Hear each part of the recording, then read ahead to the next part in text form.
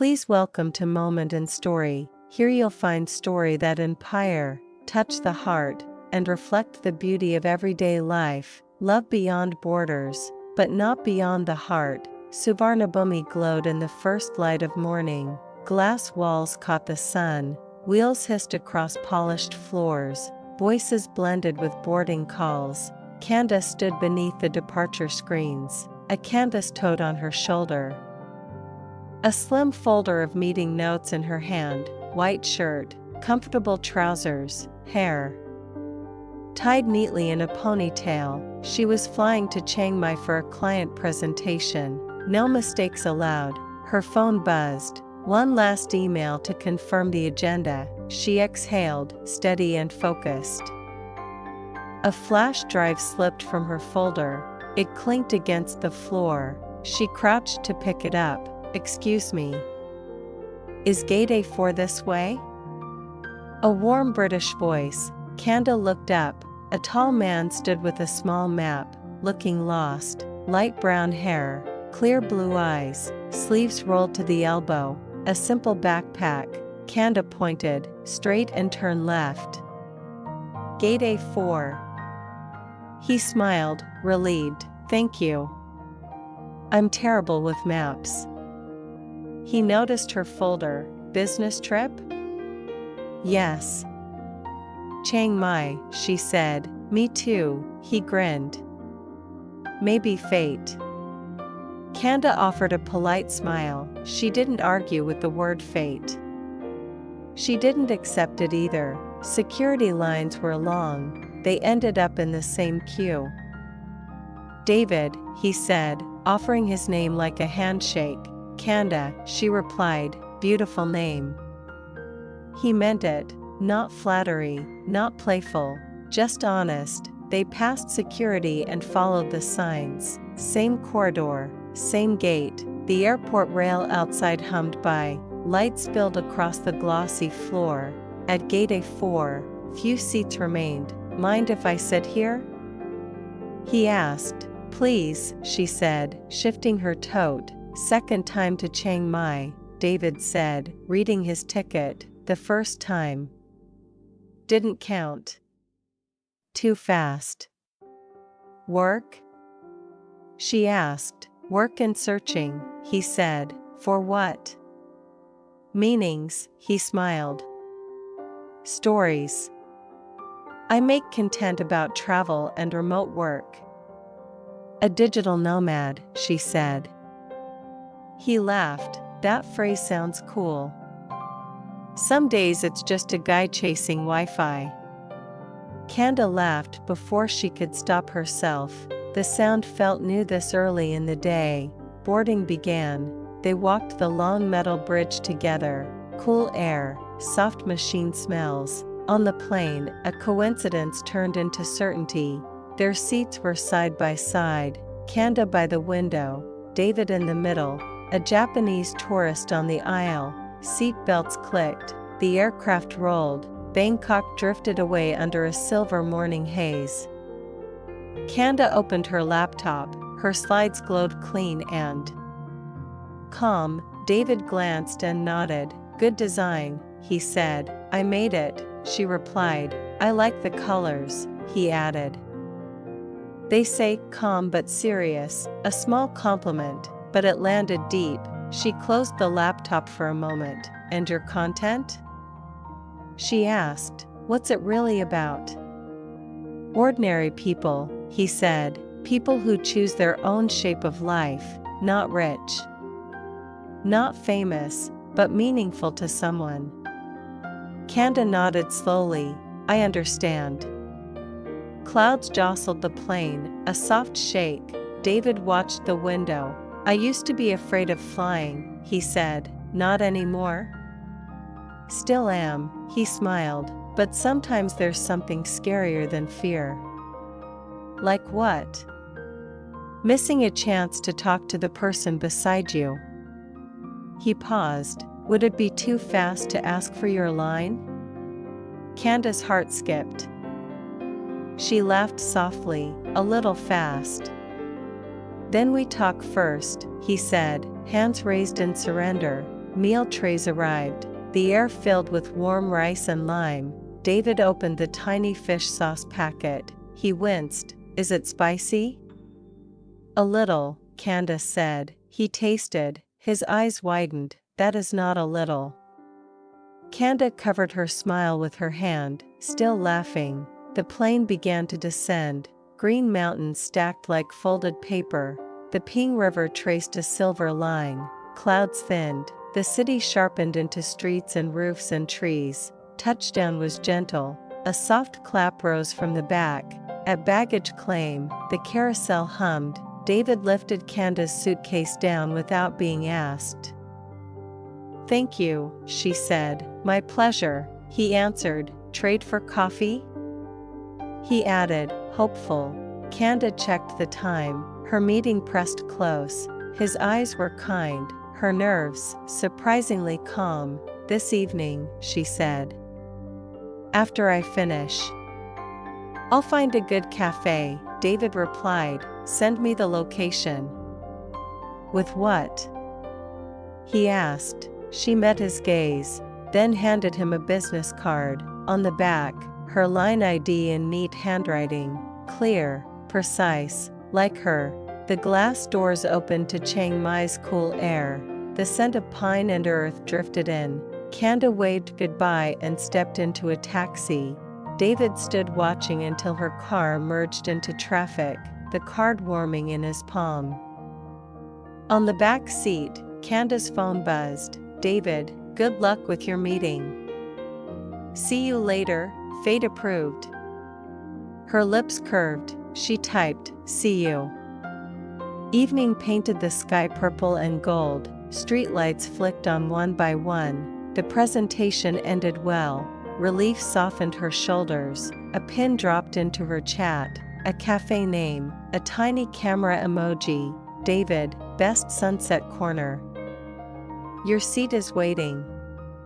She followed the map, steady breaths, no rush. A new rhythm pulsed in her chest. Not fireworks, something gentler, something patient. The cafe windows glowed. David sat by the glass. 2 drinks on the table, Americano for him, Thai iced tea for her. He looked up and smiled.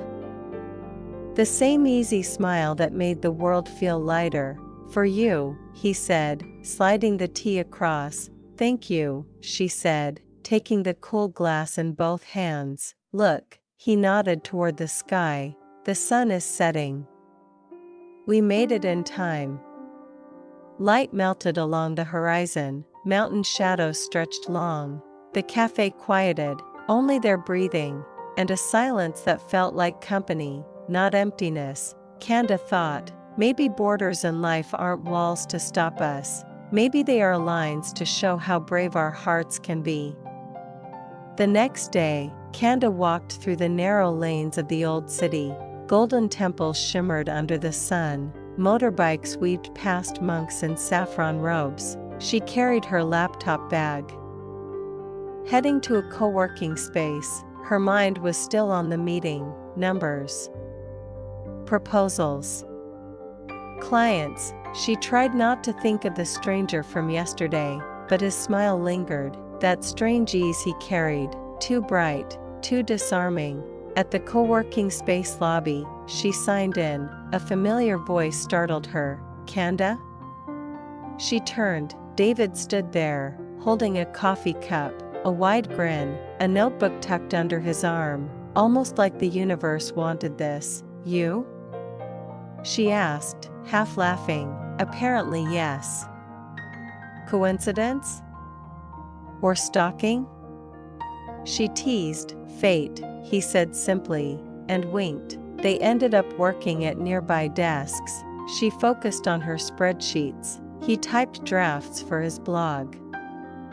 Now and then, their eyes met. No words, just quiet acknowledgement. By noon, the heat pressed down. David leaned over. "Hungry?" She hesitated, then nodded. They walked to a tiny restaurant under a tamarind tree. Wooden tables, plastic stools. A woman served steaming bowls of cow soy. David tasted the curry broth, eyes wide again. this is heaven. And fire. Kanda laughed, handing him extra lime. Balance the spice.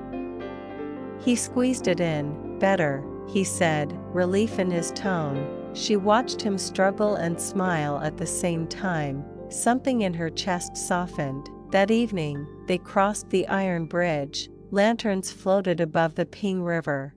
The city buzzed with festival lights. David pointed up. Back home, the sky is dark by now. Here, the sky glows even at night. Kanda tilted her head. In Thailand, light is celebration. In England, he said, light is rare. That's why we guard it so much. The lanterns drifted higher. One passed directly above them, golden. Fragile, he whispered, make a wish. She closed her eyes. A wish formed silently, but she did not speak it. On the bridge rail, he leaned closer. Can I be honest? Kanda looked at him, guarded but curious. I didn't expect to meet anyone here. Not like this, not you. Her heart stuttered. She glanced at the water. The reflection of lanterns trembled. Distance is long. She said softly, yes, he admitted. Too long? Maybe. But worth trying? He asked. She didn't answer. Not yet. They walked back together through crowded streets. Street vendors called out.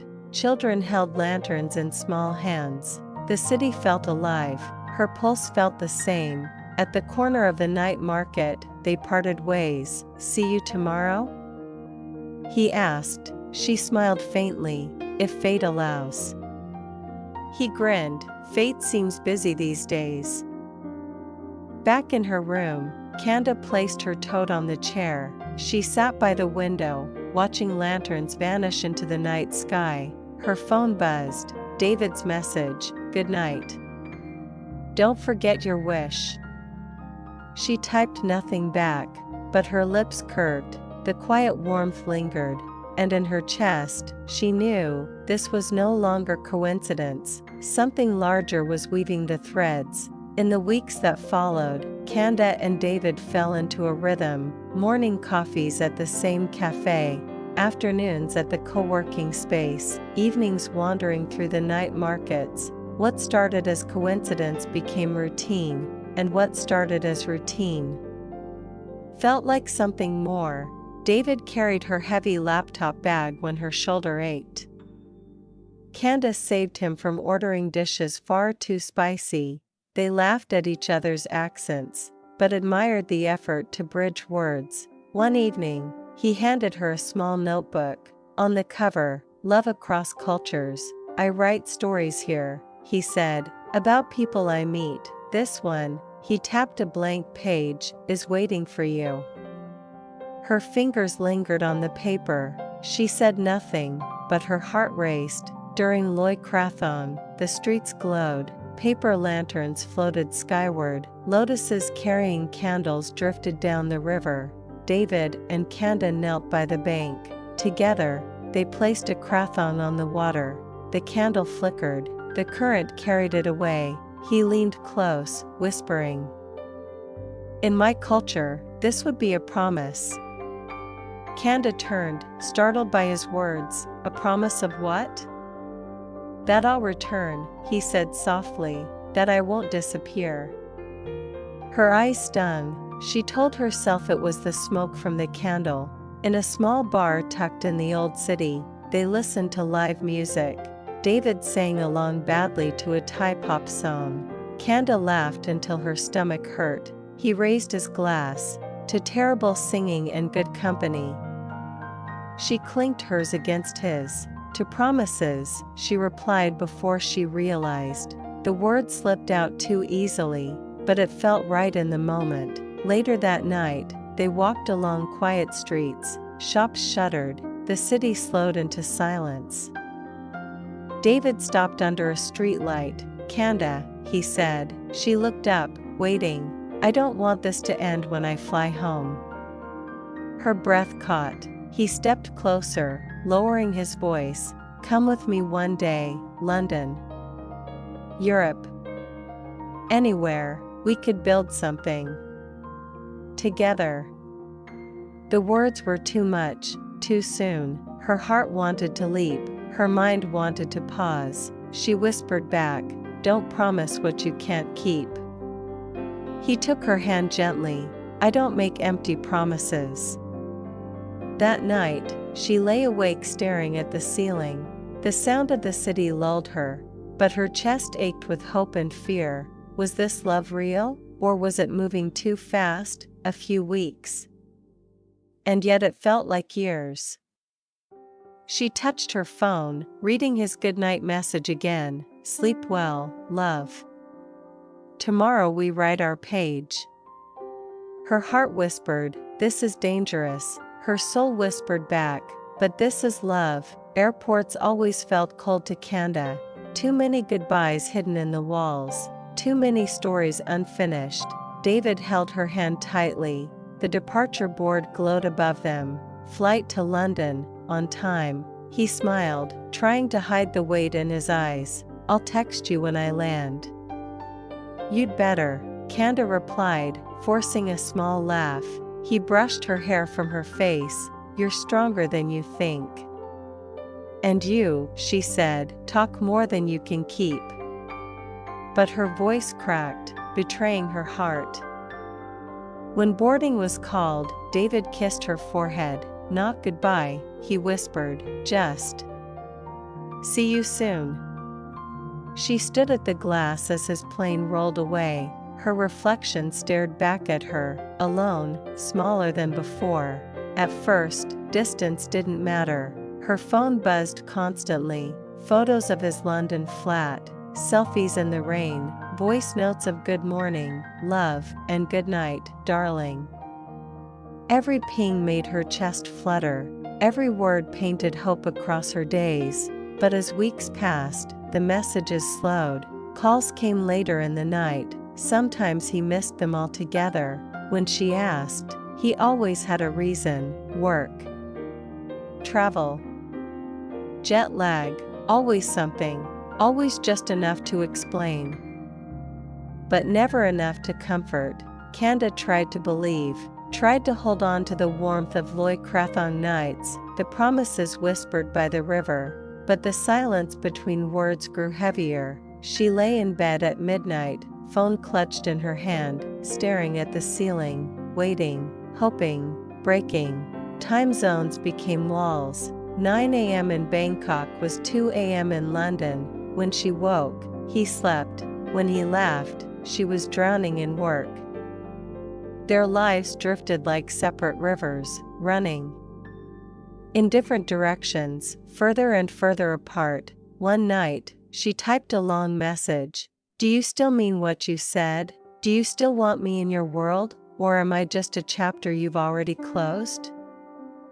She stared at the words, deleted them, typed again, deleted again. Finally, she sent nothing, only silence. Each time she looked at the notebook he gave her, the blank page waited. It whispered, this story was supposed to be ours, but the page stayed empty, just like her nights. She pressed the cover shut. Her heart whispered back, love cannot survive on promises alone. It began with a whisper. A colleague showed her a photo. A social post from London, David at a gallery.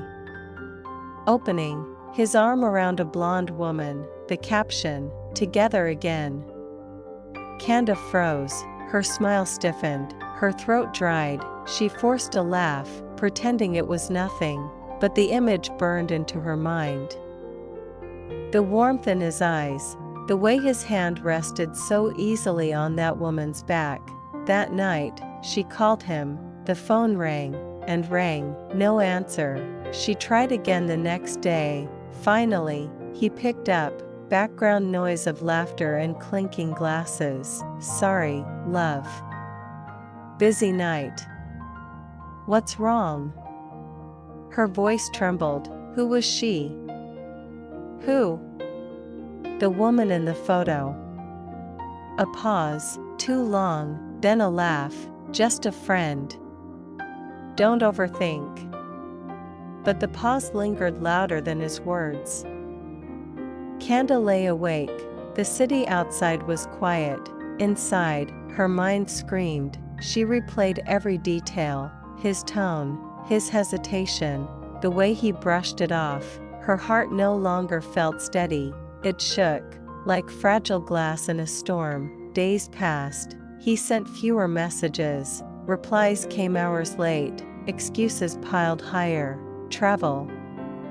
Deadlines.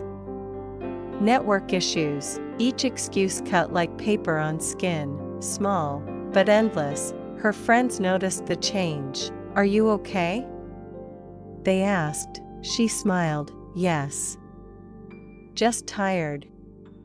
But her eyes betrayed the truth. One evening, walking by the Ping River, she stopped at the spot where they had lit the krathon. The water was dark, the candles gone, only the memory remained. Her chest tightened. Was it all just a festival dream, a brief spark, never meant to last beyond the night? She pressed her palms together, whispering a prayer into the silence. "Please, let me not be a fool." Her phone buzzed. David's message, "Miss you. Talk soon." 2 words stabbed the deepest. Talk soon. Not now.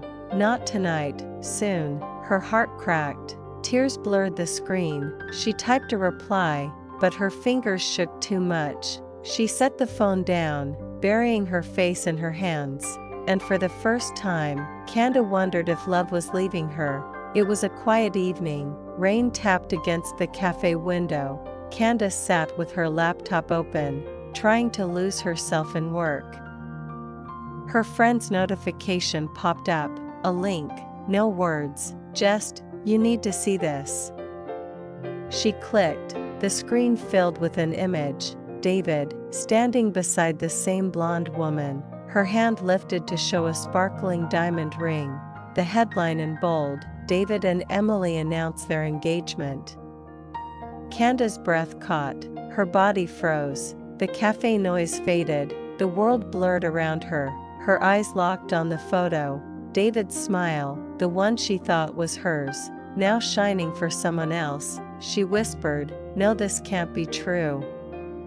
But the headline screamed louder than her denial. Every moment replayed, the notebook he gave her, the krathon they floated together. The words he whispered, "I don't make empty promises."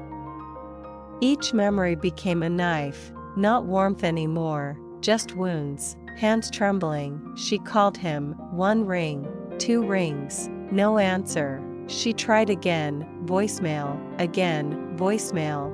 Finally, a text, "Busy. Can't talk now." Busy, while the world she believed in collapsed.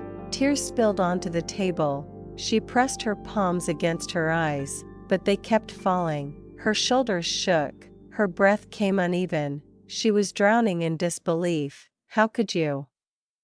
she whispered. Her own voice sounded foreign, broken. Back in her room, she sat in darkness. No music, no lights, only the sound of rain outside. On the desk, the notebook lay waiting. She opened it to the blank page. Her tears fell onto the paper, leaving stains where words should have been.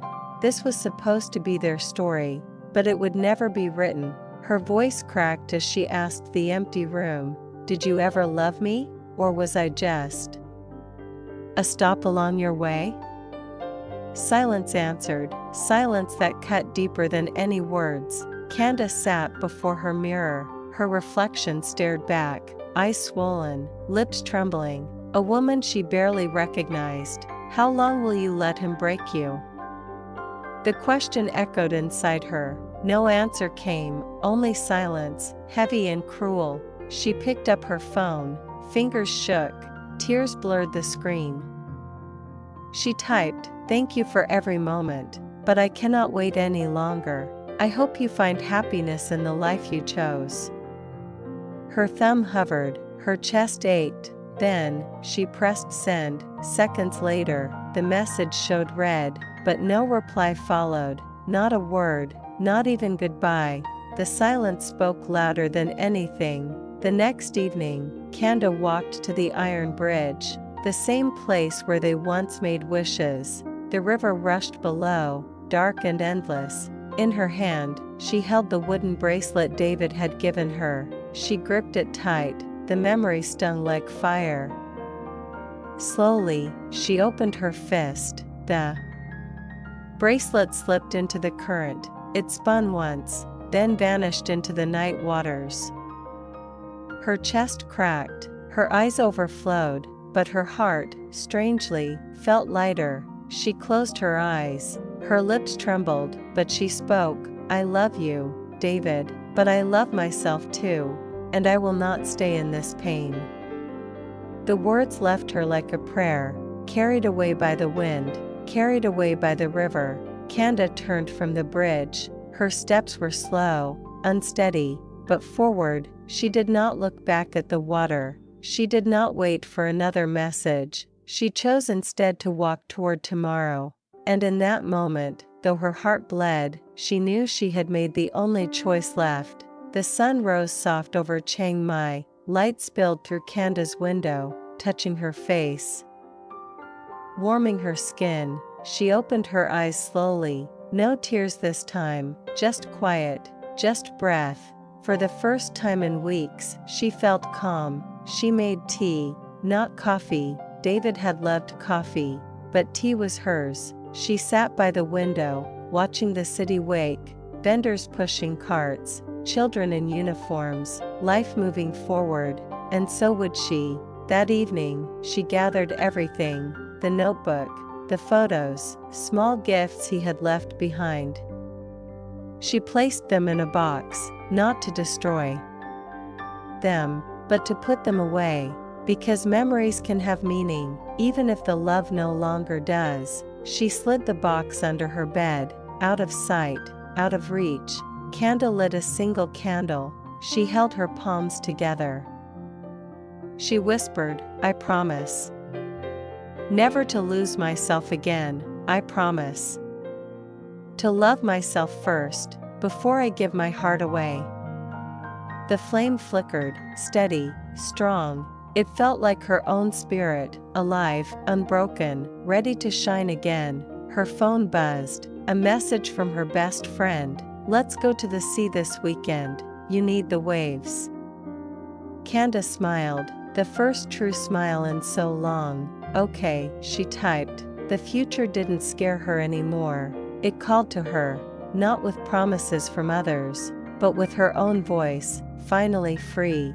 As the candle burned low, she thought of all that had happened: David, the promises, the pain. Love had crossed countries, but not the truth. The real border wasn't distance, it wasn't cultures, it wasn't oceans. The real border was between illusion and reality, and she had finally crossed it. That night, Kanda lay down with her window open. The wind carried scents of jasmine. Her breathing slowed, her heart still carried scars, but also strength. She closed her eyes and whispered, "Love may cross borders, but healing begins here." Her hand touched her chest, warm, alive, whole, and at last, she slept in peace.